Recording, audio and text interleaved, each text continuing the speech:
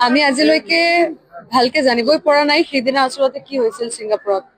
গতিকে মোৰ মনতে এই প্ৰশ্নটো মনলৈ সদায় আহে। মই মোৰ মতামত কৈছো, এইটো জানিব বিচাৰো, চাগে আমাৰ গোটেই অসমবাসী ৰাইজেও জানিব বিচাৰে। আৰু অকল অসমবাসী ৰাইজ নহয়, জুবিন দাকতো গোটেই বিশ্বৰ মানুহ ভাল পাইছিলে। গতিকে সকলোৱে জানিব বিচাৰে যে সেইদিনা কি হৈছিল, আচলতে ঘটনাটো কি হৈছিল।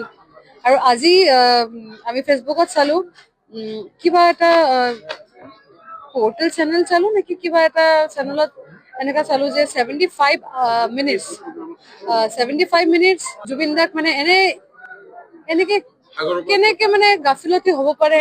এটা সাধাৰণ মানুহতো নাছিলে না জুবিন দা। ইমান মৰম লগা মানুহজন কেনেকে আমাৰ মাজৰ পৰা নাইকিয়া হল, এইটো এতিয়াও ভাবিব নোৱাৰো। মাজে মাজে ডিচবেলেঞ্চ হৈ যাও।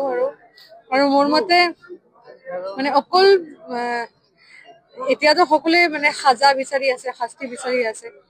তো এইবিলাকতো চলি থাকিব, হবই। কিন্তু চবতকে ডাঙৰ ক্ষতি যিটো হৈছে, গৰিমা বৌ যিটো হেৰাইছে, আমাৰ অসমবাসী ৰাইজে যিটো হেৰাইছে, এইটো আমি কেতিয়াও উভতি নাপাও। আৰু গতিকে আৰু চাও আগতে কি হব, এইটোৱে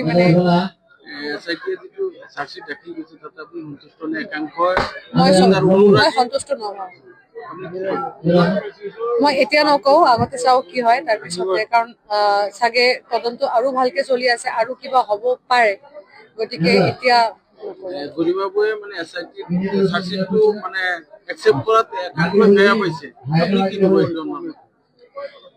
আমি প্ৰতিটো মানুহৰ আমাৰ নিজৰ নিজৰ ব্যক্তিগত মতামত আৰু সিদ্ধান্ত বেলেগ বেলেগ হয়।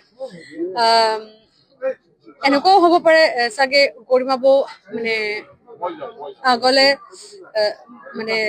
জানিব বিচাৰিব যে সিদিনা কি হৈছিল। সেইদিন আমিও জানিব পাৰিম, আমিও গম পাম। গতিকে গৰিমা বৌ যদি একচেপ্ট কৰিছে, গৰিমা বৌৰ নিজৰ সিদ্ধান্ত। আৰু অসমবাসী ৰাইজে যিমান মৰম দিছে, যিমান যি কৰিছে জুবিন দাৰ কাৰণে, আমি সকলোৱে চাইছো। কিন্তু চবতকে ডাঙৰ ক্ষতি মোৰ এনেকুৱা যেন লাগে যে গৰিমা বৌৰ হৈছে। কাৰণ ইমান বছৰৰ মৰম, ইমান বছৰৰ ভাল পোৱা, একেলগে সংসাৰ কৰিছে মানুহটো, নিজৰ জীৱন সাথী হেৰাইছে এজন মানুহ। গতিকে কি ক'ম আৰু, গৰিমা বৌ নিজে কৈছে, মই নাজানো, মই ভগৱানৰ লগত আছিলো। গতিকে ভগৱান হেৰাইছে কিমান ডাঙৰ ক্ষতি হৈছে জীৱনৰ, এইটো অকল গৰিমা বৌয়ে গম পায়। গতিকে গৰিমা বৌৰ ভিতৰত কি চলিছে, গৰিমা বৌ কেনেকে জীয়াই আছে, এইটোতো আমি ওপৰৰ পৰা চাই আছো, ভিতৰতে তাইৰ